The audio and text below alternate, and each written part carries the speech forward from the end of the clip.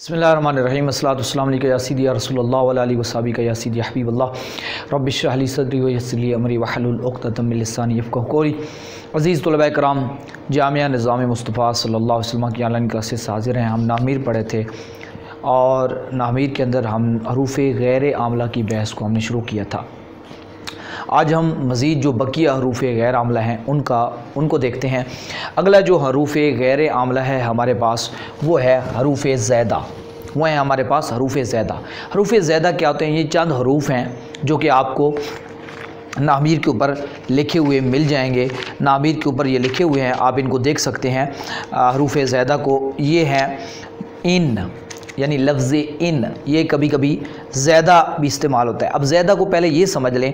ज़्यादा का मतलब ये होता है कि अगर आप इनको उस जुमले में से हटा भी लें तो जुमले के माना पर कोई फ़र्क ना आए, इसको हम कहते हैं, यानी ये जो हरूफ होते हैं हरूफ़ ज़्यादा हैं। यानी हरूफ़ ज़्यादा की पहचान ये है, यानी जो हरूफ बता रहा हूँ ये हरूफ ज़्यादा भी इस्तेमाल होते हैं और कभी गैर ज़्यादा भी इस्तेमाल होते हैं। जिस तरह के लफ्ज़ इन आपको पीछे हमने पढ़ा था, ये हरफ़ शर्त है, यानी शर्त के तौर पे भी इस्तेमाल होता है। इन तदरिब अदरिब, इन ताकुल आकुल। तो इस तरीके से इन ज़्यादा भी इस्तेमाल होता है। अब फ़र्क देखें कि अगर आप जुमले में से, यानी आपको पहचान कैसे होगी ये ज़्यादा है या आमला है, गैर आमला है या आमला है, तो आपने ये ज़हन में रखना है कि अगर जुमले में से आप उस हरफ को हटाएं तो माने में कोई फ़र्क आ जाए, जुमले में कोई फ़र्क आ जाए तो समझो कि वो अपना ज़्यादा नहीं है। अगर फ़र्क ना आए तो ज़्यादा है और अगर फ़र्क आ जाए तो समझो ज़्यादा नहीं है।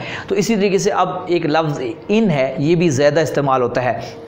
इनकी मैं ज़्यादा तफसील में नहीं जाऊँगा, इंशाल्लाह अगली किताबों में इनकी मज़ीद आप तफसीलें पढ़ेंगे और आप जब अरबी इबारत पढ़ेंगे तो वहाँ पर इंशाल्लाह आपकी इसकी प्रैक्टिस हो जाएगी। इसकी एक मिसाल दी जाती है, मा इन मदहतु मुहम्मदम बे मकालती लकिन मदहतु मकालती बे मुहम्मदिन। तो यहाँ पर जो इन है वो माँ के बाद आया है और वो ज़्यादा है, ठीक है जी। तो इसी तरीके से एक है लफ्ज़ ला, हरफ़ ला जो है वो भी ज़्यादा होता है। कभी कभी वो भी क्या होता है? ज़्यादा होता है लफ्ज़ ला। जैसे कुरान मजीद की आयत है ला उक़सिमु बिहाज़ल बलद, तो यहाँ ला जो है वो ज़्यादा है। तो ये आपको आएगा, यानी इस कलाम के अंदर फ़वायद होते हैं लेकिन मानवी तौर पे यानी ये कोई फ़ायदा नहीं होता, यानी इसके अंदर कुछ ना कुछ तहसीन के लिए या कुछ मकासद होते हैं, वो अगली किताबों में आप पढ़ेंगे। अभी आपको ये समझाया जा रहा है कि ये हरूफ कहीं ना कहीं ज़्यादा इस्तेमाल होते हैं। जब ये ज़्यादा हों तो फिर ये गैर आमला होते हैं, कोई अमल नहीं करते।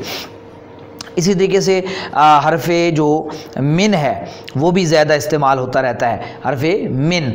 और इसी तरीके से हरफ़ काफ भी ज़्यादा इस्तेमाल होता है, हरफ़ लाम भी कभी कभी ज़्यादा इस्तेमाल होता है। इसी तरीके से हरफ़ मा भी कभी कभी ज़्यादा इस्तेमाल होता है। और हरफ़ बा भी जो है वो, जिस तरह हमने बा पढ़ी थी हरूफ़ जारा में से, ये जो हरूफ़ जारा थे ना उन्हीं में से यानी कुछ हैं जो आपको ज़्यादा भी मिलते हैं। अब बा कहाँ ज़्यादा होती है? चंद मकामात में आपको, वैसे तो कुछ ना कुछ जगहें ऐसी होती हैं जो आपको मौका बमौका समझ आएंगी, लेकिन अगर कफ़ा यकफ़ी, ये लफ्ज़ याद रखें, कफ़ा यकफ़ी की गर्दान जो है इसको याद रखें। इसका अगर कोई लफ्ज़ भी आ जाए तो उसका जो फ़ाइल होता है उस पर जो बा होती है वो ज़्यादा होती है। जिस तरह के कफ़ा बिल्लाहि वकीला, तो अब यहाँ अल्लाह फ़ाइल है इसका, कफ़ा का, तो इसके ऊपर जो बा पड़ी है ये ज़्यादा है, यानी अल्लाह काफ़ी है। तो अब इसको हटा भी लो तो मतलब में कोई फ़र्क नहीं पेश आएगा। इसी तरीके से लफ्ज़ हस्बू, ठीक है जी, जो हस्बू हासिबा है ना, हासिबा, तो इसके शुरू में, यानी जब ये मुब्तदा होगा इसके शुरू में जो बा आती है वो भी क्या होती है? ज़्यादा होती है। ये दो मकामात आपको मैंने बता दी हैं। इसके अलावा मा मल्लाहु बिगाफिलिन, ठीक है ना जी। तो अब जो मा यानी लफ्ज़ मा जो है वो नाफिया होता है, उसकी ख़बर पर भी बा ज़्यादा आती है। इसी तरीके से लैसा अफ़ाल नाक़सा में पढ़ा था अलैहिस्सलाहु बेकाफ़िन, ठीक है जी। तो ये बे जो है यहाँ पे लगी पड़ी है, लैसा की ख़बर में भी जो है वो बा ज़्यादा होती है। तो ये चार मकामात मैंने बता दिए हैं जहाँ आपको बा ज़्यादा मिलेगी, यानी इन मकामात पे। वैसे इसके अलावा भी और बहुत सारे मकामात आएंगे इंशाल्लाह, वो किताबों में आप पढ़ेंगे, समझेंगे इंशाल्लाह उनको। تو یہ ہمارے پاس حروف زیادہ تھے جو غیر عاملہ ہوتے ہیں۔ اب ہم اگلی قسم کی طرف بڑھتے ہیں۔ اگلی قسم ہمارے پاس ہے حروف شرط۔ حروف شرط یعنی یہ حرف شرط ہیں لیکن یہ عمل نہیں کرتے۔ جس طرح ہم نے پیچھے کچھ حروف شرط پڑھے تھے وہ تو عمل کرتے تھے کہ جزم دیتے تھے، ٹھیک ہے جی، اسم یا فعل جو بھی تھے۔ اب اسماء شرط بھی پڑھے تھے اور اسی طریقے سے ہم نے حروف شرط بھی پڑھا تھا، حرف شرط ان بھی پڑھا تھا۔ تو اسی اب یہ حروف شرط ہیں دو، اما اور لو، یہ جو ہے نا عمل نہیں کرتے۔ کیا مطلب؟ یعنی ان کی وجہ سے اعرابی کوئی تبدیلی نہیں آتی۔ اما جو ہے، اما دو طرح سے استعمال ہوتا ہے، یعنی کبھی کبھی تفصیل کے لیے، یعنی جو بات پیچھے مجمل ہے، اجمالی ہے، اس کی تفصیل بیان کرنی ہو تو اس کے شروع میں اما لگا دیتے ہیں، یا کبھی کبھی استیناف یعنی نئے جملے کے سٹارٹ میں بھی اما آتا ہے۔ یہ تو بہت مشہور ہے جو استیناف کے لیے آتا ہے، جیسے ہم خطبہ پڑھتے ہیں الحمدللہ رب العالمین والصلاۃ والسلام علی سید الانبیاء والمرسلین اما بعد۔ تو اب یہاں دیکھیں اما آیا پڑا ہے، تو اما یہ جملے کے سٹارٹ میں آ رہا ہے کسی، اور کبھی کبھی کیا آتا ہے تفصیل کے لیے آتا ہے، یعنی جو بات پیچھے آپ بیان کر چکے ہیں اسی کی وضاحت کے لیے آتا ہے۔ مثلا آپ دیکھیں قرآن مجید فرقان حمید کی ایک آیت ہے فَمِنْهُمْ شَقِيٌّ وَسَعِيدٌ، ان میں سے بعض خوش بخت ہیں اور بعض جو ہیں وہ بد بخت ہیں، ان میں سے بعض بد بخت ہیں وَسَعِيدٌ اور بعض خوش بخت ہیں۔ فَأَمَّا الَّذِينَ شَقُوا، اب یہاں دیکھیں جو بات پیچھے ذکر ہوئی بدبختی اور خوش بختی کی، اسی کی اما سے وضاحت ہو رہی ہے۔ فَأَمَّا الَّذِينَ، پس بہرحال جو بدبخت ہیں فَفِي النَّارِ، تو وہ دوزخ میں ہیں۔ وَأَمَّا الَّذِينَ سُعِدُوا، اور جو لوگ خوش بخت ہیں قرار دیے گئے فَفِي الْجَنَّةِ، تو وہ جنت میں ہیں۔ یعنی اب دیکھیں پچھلی بات کی وضاحت ہوئی ہے اما کے ساتھ، اب یہاں یہ اما استنافیہ اور دونوں کی میں نے مثال دے دی ہے، لیکن یہ بھی چیز ذہن میں رکھیں، اما جو ہوتا ہے چاہے وہ تفصیل کے لیے ہو یا استیناف کے لیے ہو، یہ حرف شرط ہوتا ہے، یعنی شرط کی طرح ہوتا ہے، اس لیے جو اس کی جزا ہے اس پہ فا لائی جاتی ہے، ٹھیک ہے جی۔ جس طرح ابھی آپ نے یہاں دیکھا ہوگا فَأَمَّا الَّذِينَ شَقُوا فَفِي النَّارِ، آپ کو پتا تھا کہ شرط کی جزا جملہ اسمیہ ہو یا امر ہو، ہم نے پڑھا تھا، یا دعا ہو تو اس کے شروع میں فا آتا ہے، یہ ہم پیچھے نحمیر میں پڑھ چکے ہیں۔ تو اس لحاظ سے یعنی اس کی شرطیت باقی ہوتی ہے، یعنی یہ حرف شرط کے طور پہ استعمال ہوتا ہے، آگے بے شک کوئی عمل نہیں کرتا، یعنی اگلے اس سے آگے جو بھی لفظ آ رہا ہوتا ہے اس پہ کوئی لفظی عمل نہیں کرتا، لیکن یہ شرط کے ہوتا شرط ہے، اس لیے اس کی جو جزا آتی ہے اس پر فا لائی جاتی ہے جزائیہ کے طور پہ۔ تو یہ آپ نے دیکھا۔ اب دوسرا ہمارے پاس حرف ہے حرف شرط لو۔ حرف شرط ہے لو، یہ دو منتفی چیزوں پر داخل ہوتا ہے، یعنی لو بھی دو جملوں پر داخل ہوتا ہے، یہ یاد رکھیں لو کتنے جملوں پر داخل ہوتا ہے؟ دو، پہلا شرط دوسرا جزا ہوتا ہے، اور پھر یہ شرط اور جزا دونوں کے انتفاع یعنی منفی ہونے پر دلالت کرتا ہے، یعنی جب لو لگتا ہے تو شرط یعنی یہ کہتا ہے کہ یہ شرط بھی موجود نہیں ہے تو لہٰذا جو جزا ہے یہ بھی موجود نہیں ہے۔ یہ آپ تھوڑی سی مثال دیکھیں گے تو آپ کو سمجھ آئے گا۔ لو کانا فیہما، لو کانا فیہما آلہۃن، آلہۃن الا اللہ، الا اللہ، ٹھیک ہے۔ اب یہ دوسرا جملہ کیا ہے؟ لفسدتا، لفسدتا، ٹھیک ہے۔ اب یہاں دیکھیں ایک جملہ ہے کانا فیہما آلہۃ الا اللہ، اور دوسرا ہے لفسدتا، یہ لام بھی ایک اس کو کہتے ہیں لام تاکید، ٹھیک ہے جی۔ یہ بھی ہم نے پچھلے سبق میں پڑھا تھا پچھلے درس کے اندر کہ یہ بھی حرف غیر عامل ہے، یہ عمل کوئی نہیں کرتا، یہ صرف تاکید کے لیے آتا ہے، جملے کے شروع میں آتا ہے، یعنی بعض اوقات فعل کے شروع میں آتا ہے، بعض اوقات یعنی یہ استعمال ہوتا ہے تاکید کے لیے، تو یہ وہ ہے۔ فاسدتا تثنیہ کا صیغہ ہے۔ اب یہاں دیکھیں، اب یہاں تھا کانا فیہما آلہۃ الا اللہ، یہاں الا جو ہے وہ غیرہ کے معنی میں ہے۔ انشاءاللہ ہمارا اگلا سبق جو آ رہا ہے وہ اسی کے متعلقہ ہے، تو اس کو ہم دیکھیں گے کہ علاوہ اللہ کے علاوہ کئی خدا، ہما سے مراد ہے زمین و آسمان، زمین و آسمان میں ہوتے۔ اب اگر لو لگا، اگر اللہ کے علاوہ زمین و آسمان میں کئی خدا ہوتے تو اب جزا کیا ہے؟ لا فسدتا، تو ضرور زمین و آسمان دونوں تباہ و برباد ہو جاتے، یعنی ٹوٹ پھوٹ کا شکار ہو جاتے، ہلاک ہو جاتے، ختم ہو جاتے۔ اب یہاں ذرا دیکھیں، جب لو لگتا ہے تو یہ بتاتا ہے کہ یہ بات بھی، یہ شرط بھی موجود نہیں ہے، اسی وجہ سے یہ بات بھی موجود نہیں ہے۔ کیا مطلب؟ اب ذرا غور کریں، اگر اللہ کے علاوہ زمین و آسمان میں کئی خدا ہوتے، اگر ہوتے، ثابت ہے کہ ایسا نہیں ہے، یعنی زمین و آسمان میں کئی خدا نہیں ہے، اللہ ایک ہی خدا ہے۔ اب دوسری جزا کیا تھی؟ تو زمین و آسمان برباد ہو جاتے، لہذا زمین و آسمان بھی برباد نہیں ہوئے، یعنی پہلی بات بھی نہیں پائی گئی تو دوسری بات بھی نہیں پائی گئی، ٹھیک ہے جی۔ تو اب اس وجہ سے یہ بات، یہ لو جو لگتا ہے تو لو کیا کرتا ہے؟ لفظی عمل نہیں کرتا، بس یہ کیا کرتا ہے؟ اپنے بعد جو شرط اور جزا آتی ہے تو شرط کو بھی نفی میں کرتا ہے، تو جب شرط کی نفی ہوتی ہے تو جزا کی آٹومیٹیکلی نفی ہو جاتی ہے، یعنی دونوں کی نفی ہوتی ہے۔ یہ ہمارے پاس حروف شرط تھے، دو حرف شرط اما اور لو۔ ایک اور حرف شرط بھی ہے، اس کو ہم کہتے ہیں حرف لولا، حرف لولا، یہ بھی حرف لولا۔ اس میں جو لا ہے، لولا کے اندر یہ جو لا ہوتی ہے یہ زیادہ ہوتی ہے، لیکن یہ اکٹھے آتے ہیں، لولا، لولا، یہ حرف یہ بھی استعمال ہوتا ہے۔ اب یہ لو شرط ہے تو اس کے بعد لا آتا ہے، تو یعنی یہ اب کیا کرتا ہے؟ اب اس لولا کا کیا مطلب ہوتا ہے؟ اس لولا کا مطلب یہ ہوتا ہے کہ یہ بھی دو چیزوں پر داخل ہوتا ہے۔ تو اب کیا ہوتا ہے؟ اس میں لو میں تو تھے کہ دونوں کی نفی ہوتی ہے، لیکن لولا میں کیا ہوتا ہے؟ پہلے کی نفی ہوتی ہے، تو جب اس کی نفی ہوتی ہے تو اس وجہ سے اگلے کا ثبوت ہوتا ہے، اگلے کا ثبوت ہوتا ہے، ٹھیک ہے نا؟ اپنا نہیں، پہلے کا ثبوت ہوتا ہے اور دوسرے کی نفی ہو جاتی ہے۔ ذرا مثال دیکھیں تو بات سمجھ آ جائے گی۔ لولا، اب دیکھیں یہ اکٹھا ہے، لولا علی یون، تو پھر دوسری بات کیا ہے؟ لا حالق عمر، عمرو، ٹھیک ہے، یہ دو بات، یہ لام پھر وہی تاکید کا لگا پڑا ہے، حالق عمرو۔ اب دو باتیں تھیں، ایک بات تھی علی، علی ہے یعنی علی کا ہونا، دوسری بات ہے عمر کا ہلاک ہونا، دو باتیں ہیں۔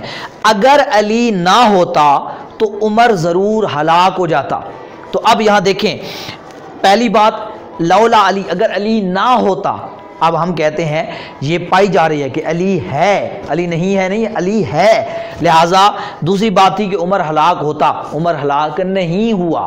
کہنے کا مقصد یہ ہو گیا، پہلے کا اثبات ہوتا ہے تو دوسرے کی نفی ہو جاتی ہے، یعنی پہلے کو شرط جو بھی لولا کے بعد ہوگا اس کو ثبوت کرتے ہیں تو دوسرے کی منتفی ہو جاتا ہے، یعنی یہ اس معنی کے لیے آتا ہے، باقی اس کا کوئی عمل نہیں ہوتا۔ یہ میں نے معنوی بات بھی بتا دی ہے اس کی۔ اب اس کے ساتھ ہمارے پاس یہ میں نے کہا لام مفتوحہ لام تاکید کے لیے ہوتا ہے، یہ بھی ایک حرف غیر عاملہ ہے۔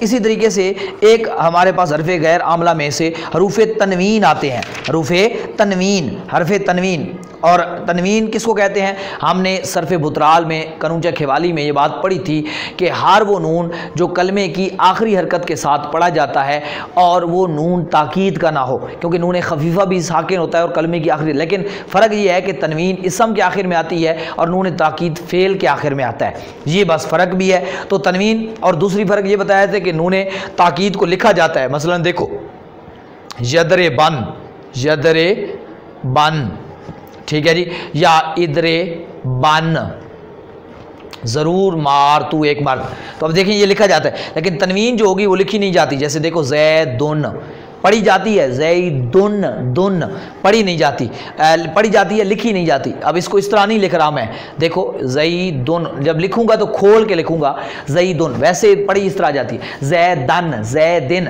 تو تنوین بھی ایک حرف ہوتا ہے اور یہ حرف زائد ہوتا ہے، کہ حرف زائد کہتا ہوں، حرف غیر عامل ہوتا ہے، یعنی کوئی عمل نہیں کرتا۔ یاد رکھیں تنوین جو ہوتی ہے اس کی کچھ قسمیں ہیں، یعنی مختلف معنی کے لیے آتی ہے۔ کبھی کبھی تنوین تمکن ہوتی ہے۔ تنوین تمکن کیا تھا؟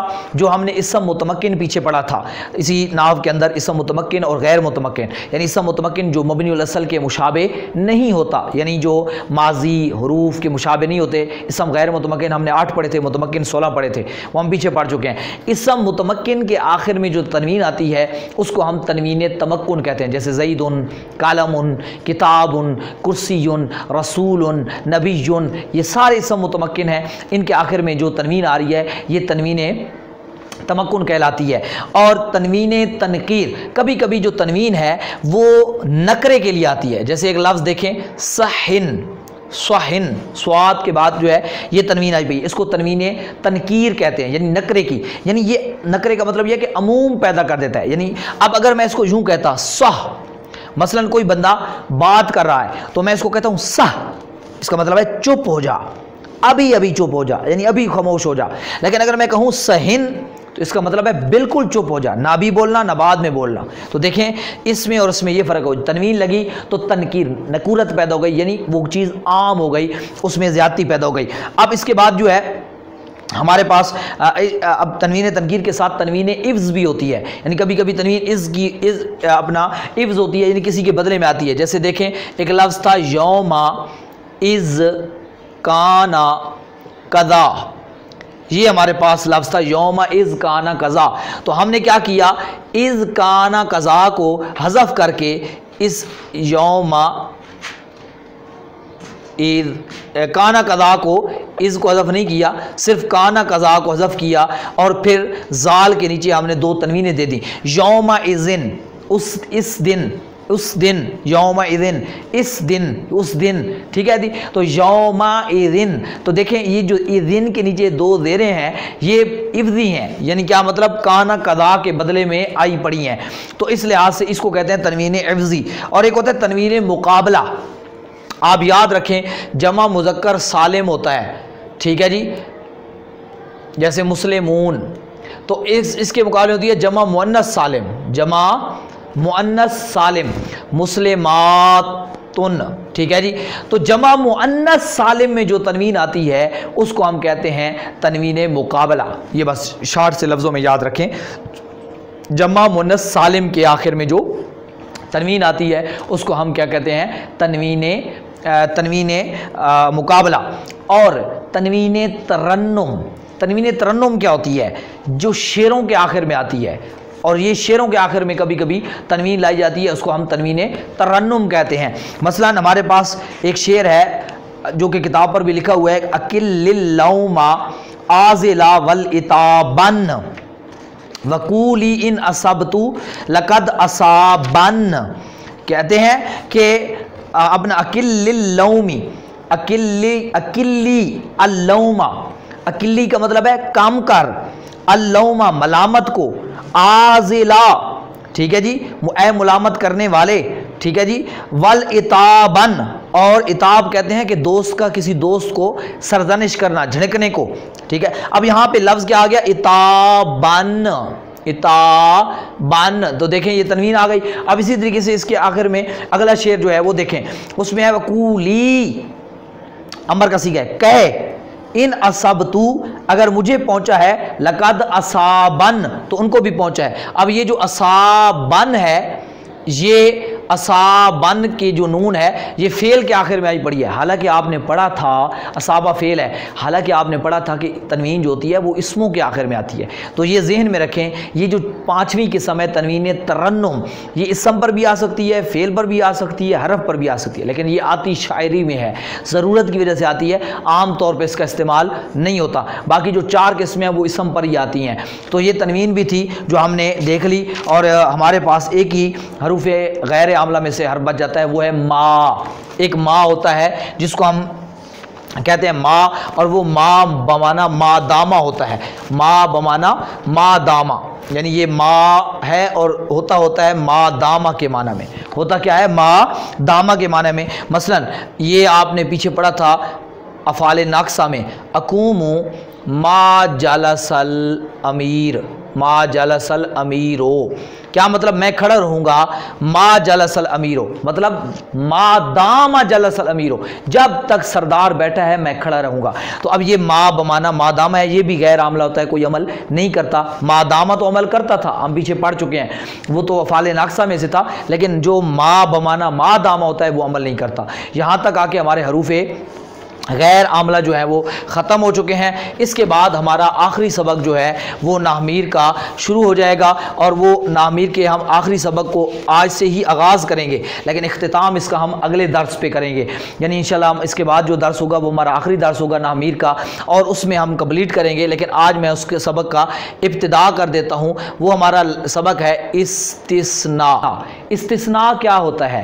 استثناء لفظوں سے واضح ہے، یہ ہم اردو میں بھی یہ لفظ استعمال کرتے رہتے ہیں کہ کسی چیز کو جدا کرنا، لیکن نحو کے اندر یہ جو میں نے حروف لکھے ہیں، الا، غیرہ، سوا، سواء، حاشا، خلا، ادا، ما خلا، ما عدا، لیسا، لا یکونو، ان میں سے زیادہ استعمال الا کا ہوتا ہے یا سوا کا ہوتا ہے یا غیرہ کا ہوتا ہے، زیادہ استعمال الا کا ہوتا ہے۔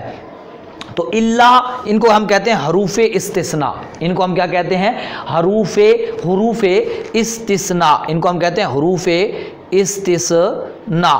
ٹھیک ہے جی، استثناء لکھا پڑا ہے، حروف استثناء یعنی استثناء کرنے والے حروف۔ اب یہ الا، غیرہ، سوا یعنی یہ جتنے بھی ہیں، ان کے ذریعے آپ کسی بھی چیز کو جو اس سے پہلے والا، اللہ سے پہلے والا ایک کلام ہوگا اور ایک اللہ کے بعد جو ہے وہ کلام ہوگا یا لفظ ہوگا، تو اللہ کے ذریعے آپ اپنے بعد، اللہ کے بعد والے کو یا اللہ کے علاوہ جتنے بھی حروف ہیں، حروف استثناء کے ذریعے جو حروف استثناء کے بعد والا کلمہ ہے اس کو آپ اس سے پہلے والے جملے کے حکم سے نکالتے ہیں، تو اسی کو ہم کہتے ہیں استثناء۔ میں کہتا ہوں ساری کلاس حاضر ہو جائے مگر خالد، تو اب یہاں اردو میں آپ ذرا دیکھیں، میں نے کہا کلاس، ساری کلاس حاضر ہو جائے مگر خالد، یا میں آپ کو کہتا ہوں سارے علماء تشریف لائے مگر زید، یعنی زید بھی علماء میں سے۔ اب جب میں نے کہا نا مگر، تو اردو میں ہم مگر کا لفظ جب استعمال کرتے ہیں تو یہ استثناء کر رہے ہیں کہ سارے علماء تشریف لے کے آئے ہیں مگر زید، اس کا مطلب یہ ہوگا کہ زید تشریف لے کے نہیں آیا۔ اب لمبی چوڑی بات کرنے کی ضرورت نہیں ہے، مگر زید جب کہا تو آٹومیٹیکلی یہ بات ثابت ہو گئی، جو بات پچھلوں کے لیے ثابت ہے وہ اس کے لیے نہیں ہے۔ سارے آ جاؤ مگر خالد، تو بس اتنا کہنے کی ضرورت ہی نہیں ہے کہ خالد نہ آئے، کیونکہ جب بات اس کا مطلب یہ ہے کہ مگر خالد کا مطلب یہ ہے کہ وہ نہ آئے، تو اب اس لحاظ سے یہی اسی کو کہتے ہیں استثناء۔ اس کے لیے ہم لفظ عربی میں استعمال کرتے ہیں الا، ٹھیک ہے۔ اب اس کی دو قسمیں ہوتی ہیں، استثناء متصل اور منفصل۔ زیادہ تفصیلات کی طرف ہم اگلے سبق میں جائیں گے، ابتدا میں سمجھا رہا ہوں۔ تو یاد رکھیں، ایک ہوتا ہے مستثنیٰ منہ، ایک ہوتا ہے مستثنیٰ منہ، اور ایک ہوتا ہے مستثنیٰ، اور ایک ہوتا ہے حرف استثناء۔ اب آپ نے دیکھیں میں نے کیا کہا، سارے علماء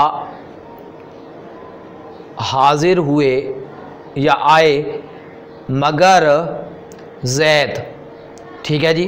اب یہاں ذرا دیکھیں، سارے علماء حاضر ہوئے مگر زید، تو اب یہاں ذرا دیکھیں یہ سارے علماء حاضر ہوئے، یہ ایک جملہ ہے، اس کو ہم کہتے ہیں مستثنیٰ منہ، یعنی کیا مطلب، مگر حرف استثناء ہے اور زید مستثنیٰ ہے۔ اب یعنی جس سے استثناء ہوگا اسی کو ہم مستثنیٰ منہ کہیں گے، یعنی جس حکم میں سے آپ اس کو نکال رہے ہیں اس کو مستثنیٰ منہ کہتے ہیں، اور جس کو نکال رہے ہیں اس کو ہم مستثنیٰ کہتے ہیں۔ اب یہاں جس طرح کے زید، تو اب میں کہوں گا جاء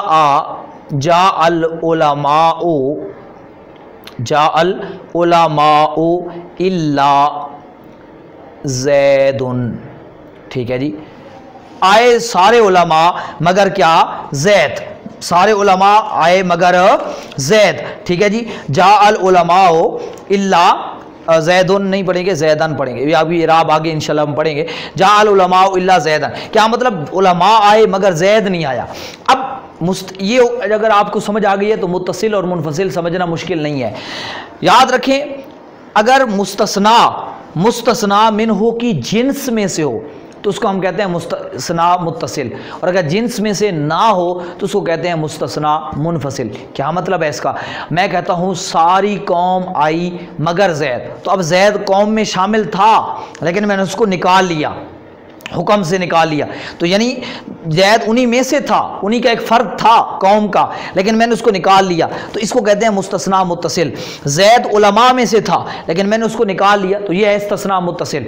لیکن میں کہتا ہوں ساری قوم آئی مگر گدھا، اب دیکھیں گدا قوم میں شامل ہی نہیں ہے، لیکن میں نے اس کا استثناء کیا، اس کو کہتے ہیں استثناء منفصل، یعنی جو مستثنی حکم میں یعنی پچھلے جملے میں اس میں مجموعے میں شامل نہیں ہوتا، اس کی جنس میں سے نہیں ہوتا، تو اس کا استثناء آپ کرتے ہیں تو وہ ہوتا ہے منفصل۔ جیسے میں نے کہا جاءنی القوم الا زیدن، ساری قوم آئی مگر زید، ٹھیک ہے جی، جاء العلماء الا زیدن، مگر زید عالم ہوگا تو تبھی میں استثناء کروں۔ اگر فرض کریں زید علماء میں سے ہے ہی نہیں، یعنی ان علماء میں نہیں ہے، ایک عام آدمی ہے، تو میں نے اگر اس کو یوں کہوں گا جاء العلماء الا زیدن تو ازیدن، تو اب جو ہوگا وہ زید جو ہے وہ اپنا یہ استثناء منفصل ہوگا، کیونکہ یہ ان لسٹ میں ہے ہی نہیں۔ تو اسی طریقے سے ہم کہتے ہیں جاءنی القوم الا حمارا، میرے پاس ساری قوم آئی مگر گدھا، تو یہ ہے استثناء منفصل۔ انشاءاللہ ہم آگے دیکھیں گے، کوئی چیز سمجھ نہ آئے تو اس کے بارے میں سوال کریں، واٹس اپ نمبر شو ہے، اس پہ بھی سوال کر سکتے ہیں یا یوٹیوب پر بھی سوال کر سکتے ہیں، جواب دینے کی کوشش کی جائے گی۔ مزید ہر سبق کو پیچھے سے روزانہ ایک سبق ضرور دہرایا کریں، جب تک اگلا سبق جو ہے یہ سبق کمپلیٹ نہ ہو جائے آگے کی طرف نہ جایا کریں، کوئی بھی اگلا سبق نہ دیکھا کریں جب تک پچھلے کور نہ ہو جائے، اور سبق کو لکھا کریں، کوئی جگہ سکپ نہ کیا کریں، اور اس کے باوجود بھی کوئی مشق جو دی جائے اس کو ضرور حل کیا کریں، اس سے آپ کے اندر جو ہے وہ صلاحیت پیدا ہوتی ہے کہ آپ کو پتہ چلتا ہے کہ مجھے سبق کتنا سمجھ آ چکا ہے۔ اللہ رب العزت سے دعا ہے اللہ تعالیٰ عمل صالح کی توفیق عطا فرمائے۔ الحمدللہ رب العالمین۔